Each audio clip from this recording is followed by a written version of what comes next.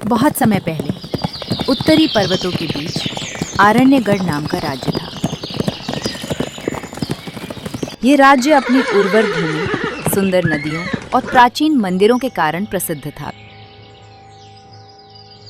लेकिन पिछले कुछ वर्षों से वहां अंधकार फैल चुका था। कारण था राजा त्रिलोचन, जो क्रूर, स्वार्थी और अविश्वासी बन चुका था। वो अपने प्रजाजनों पर भारी कर लगाता, सैनिकों को जरा सी गलती पर दंड देता और लोगों की शिकायतें सुनने के बजाय दरबारियों की चापलूसी पर भरोसा करता था। राज्य के लोग उससे डरते थे, यहाँ तक कि सूरज भी जैसे उसके महल के ऊपर उगने में हिचकता था।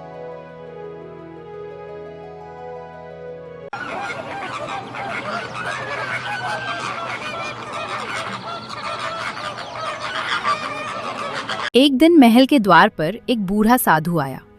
सफेद दाढ़ी, चमकती आंखें और कंधे पर एक छोटा सा झोला। रुक, कौन हो तुम? यहाँ आने की हिम्मत कैसे की? मैं बस एक यात्री हूं पुत्र, राजा से मिलना चाहता हूं। हमारा राजा किसी फकीर या साधु से नहीं मिलता, वापस लौट जाओ। लेकिन तभी अंदर से प्रधानमंत्री धर्मवीर निकले। वे बुद्धिमान और शांत स्वभाव के व्यक्ति थे, जिनमें अभी भी दया शेष थी। रुको, इस साधु को अंदर आने दो। आज राजा के मन की बेचैनी शायद किसी सच्चे वचन से शांत हो सके।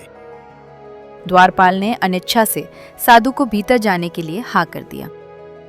साधु जब सिंहासन कक्ष में पहुंचा, राजा त्रिलोचन अपने स्वर्ण से जड़े आसन पर बैठा था। उसकी आंखों में कठोरता थी। कौन हो तुम और मुझे परेशान करने का साहस कैसे किया? राजन, मैं आपके राज्य से उठती पीड़ा देख रहा था। उसी खिंचाव ने मुझे यहाँ लाया। पीड़ा? मेरे राज्य में सब कुशल है। तुम साधु लोग बस कहानी सुनाते हो। यदि राजा ही आंखें बंद कर ले तो राज्य का अंधकार कौन देखेगा? मेरी नीतियों पे प्रश्न उठाने का तुम्हें अधिकार किसने दिया? मैं चाहूं तो अभी तुम्हें कारागार में डलवा दूं। यदि दंड देने से सत्य बदल जाता तो संसार में कभी न्याय की आवश्यकता ही ना होती। राजा क्षण भर को रुक गया। साधु के शब्दों ने उसे विचलित किया। संत ने अपनी झोली से एक छोटी सी मिट्टी की मुट्ठी भरी।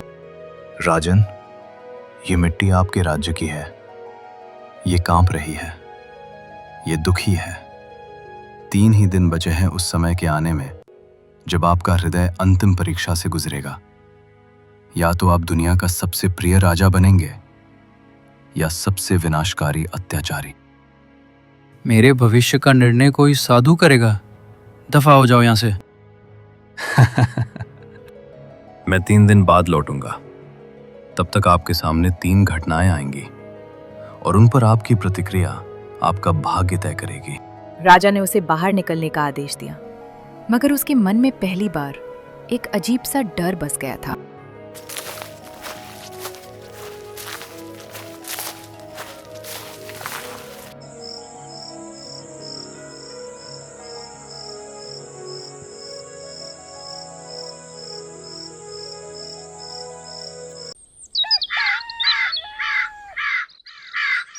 अगली सुबह एक चरवाहा महल के बाहर खड़ा था।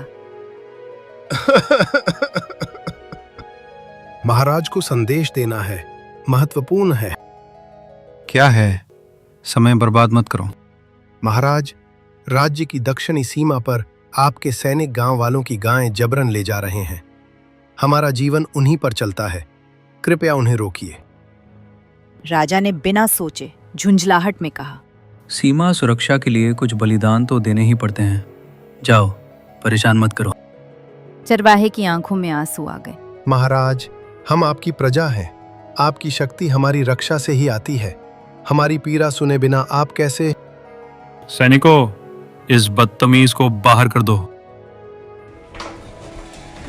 सैनिक चरवाहे को घसीट कर बाहर ले जाते हैं। उधर संत महाराज जंगल में पेड़ के नीचे बैठकर दिव्य दृष्टि से सब देखकर बोले, राजन, तुम पहली परीक्षा में असफल रहे।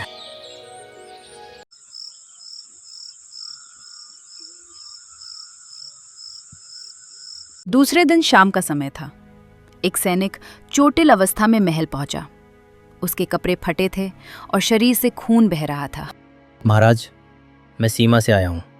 हमारे दल पर डाकुओं ने हमला कर दिया। हमें और सहायता चाहिए। बिना मदद हम न टिक पाएंगे। राजा ने कठोर स्वर में कहा, अगर तुम लोग थोड़ी बहादुरी दिखाते तो ये हालत ना होती। कमज़ोर सैनिकों की मुझे आवश्यकता नहीं। जाओ, तुम्हें आराम दिया जाएगा। कल वापस सीमा पर जाना। महाराज, मैं आपके लिए प्राण देने को तैयार हूँ, पर अभी जो राजा के आदेश पर प्रश्न करता है वो दंड का अधिकारी है। जाओ। दूसरी परीक्षा भी असफल।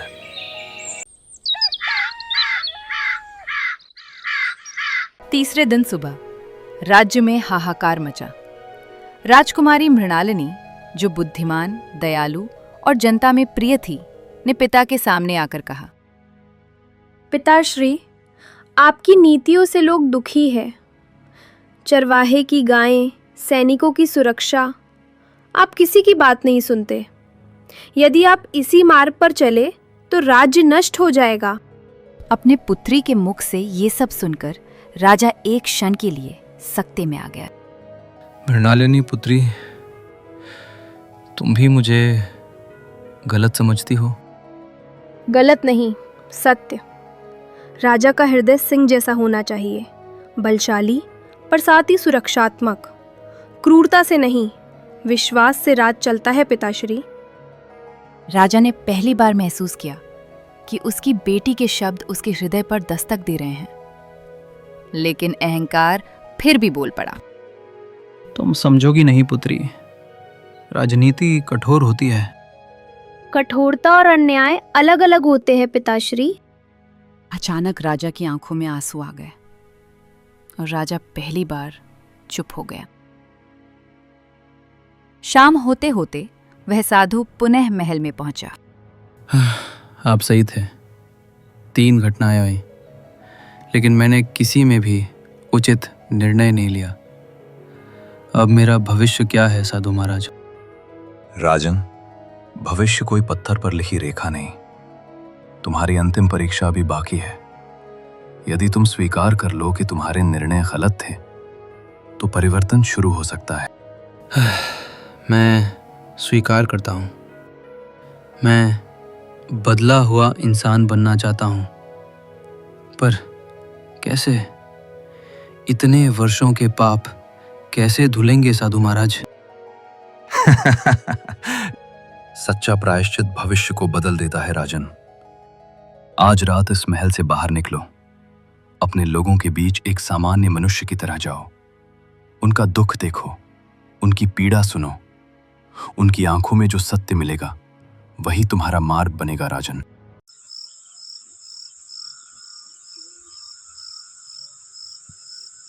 राजा आधी रात को अपने राजसी वेशभूषा उतारकर साधारण कपड़ों में बाहर निकला। राजधानी की गलियों में उसे वे आवाजें सुनाई दी। कर भारी हो गया, सैनिक लूट लेते हैं, राजा को परवाह ही नहीं। राजा का हृदय कांप उठा। एक झुग्गी में उसने चरवाहे को देखा। वो अपनी बीमार माँ के लिए दूध न मिलने से रो रहा था। क्या मैं कोई मदद कर सकता हूँ? चरवाहा उसे पहचान नहीं पाया, लेकिन बोला, महाराज को यदि कभी हमारी फिक्र हुई होती तो आज माँ को दवा मिल जाती, पर वे तो बस कठोर निर्णय लेते हैं। राजा के गले में जैसे शब्द अटक गए। आगे बढ़ते हुए राजा उस घायल सैनिक से मिला। काश राजा समझते कि हम भी इंसान हैं। सैनिक की बात सुन के राजा के हृदय में जैसे कोई बर्फ पिघल गया।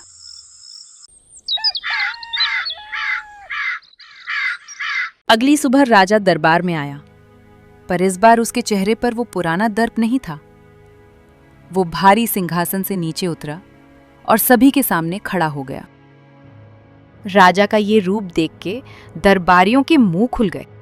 मैंने गलतियां की, अपने लोगों की पीड़ा नहीं देखी, लेकिन आज से सब बदलेगा। आज से राजा त्रिलोचन नहीं, बल्कि प्रजा पालक त्रिलोचन राज्य चलाएगा। मैंने देख लिया है कि मेरी शक्ति लोगों के विश्वास से आती है, डर से नहीं। राजा को बदला हुआ देख के राजकुमारी मृणालिनी की आंखें भर आईं।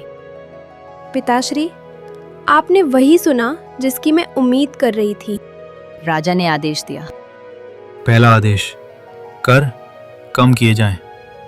दूसरा आदेश, सीमा के सैनिकों की सुरक्षा और सुविधाओं में वृद्धि की जाए।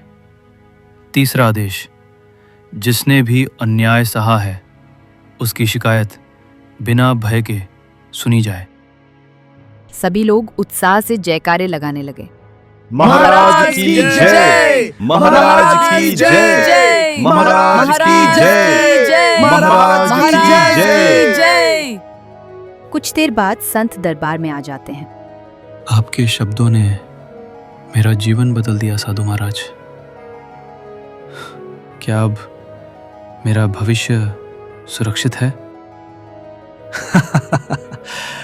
राजन, भविष्य तुम्हारे कर्मों से लिखोगे, मेरे शब्दों से नहीं।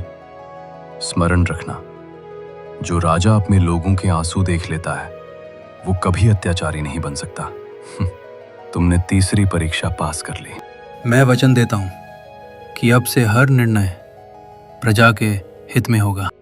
सिख, सत्ता वही है जो लोगों के विश्वास से जन्मी। डर से चलने वाला राज्य टिकता नहीं। सत्य और करुणा ही किसी राजा की असली शक्ति होती है।